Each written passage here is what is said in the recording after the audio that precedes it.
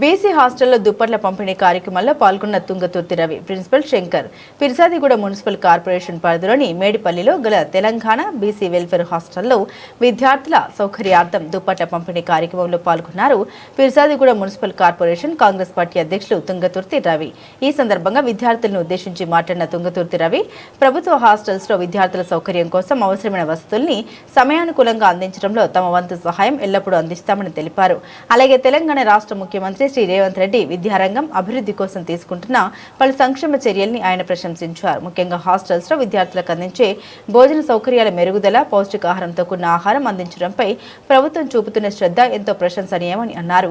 రేవంత్ రెడ్డి నాయకత్వంలో రాష్ట్రంలోని పాఠశాలలు, హాస్టళ్లు ఆధునీకరణ దిశగా అడుగులు వేస్తున్నాయని, విద్యార్థులు ఆరోగ్యం, చదువులో ఏకాగ్రత పెరగడానికి మంచి ఆహారం, వసతులు కీలకమని తుంగతుర్తి రవి గారు అభిప్రాయపడ్డారు.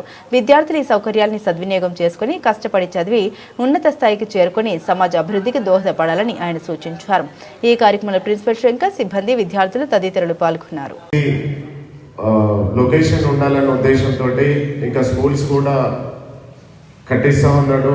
ఆయన ప్రత్యేకమైన శ్రద్ధతోటి ఉన్నారు, ఒక లక్ష్యంతో పనిచేస్తూ ఉన్నారు అని ఆయనకి ఎవరైతే మన రేవంత్ రెడ్డి గారికి ప్రత్యేకమైన ధన్యవాదాలు తెలియజేస్తా ఉన్నాను.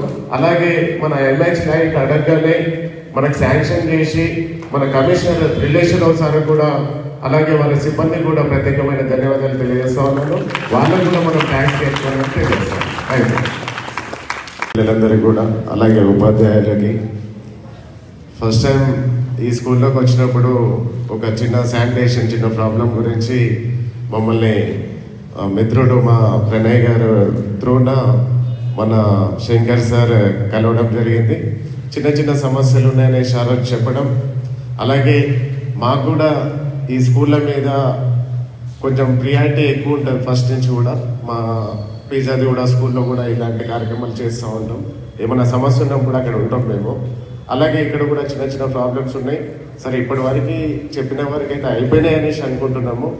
చేయడం, ఇక్కడికి రావడం కూడా చాలా సంతోషంగా భావిస్తూ ఉన్నాను నేనైతే. ఇంకో చిన్న విషయం ఏంటంటే, ఈరోజు మీరు మనం చిన్నప్పుడు మేము చదివిన పుస్తకాలలో నేటి బాలలే రేపటి పౌరులు కనుక మీరందరూ కూడా ఒక దేశానికి ఉపయోగపడే స్థాయిలో ఉండాలి.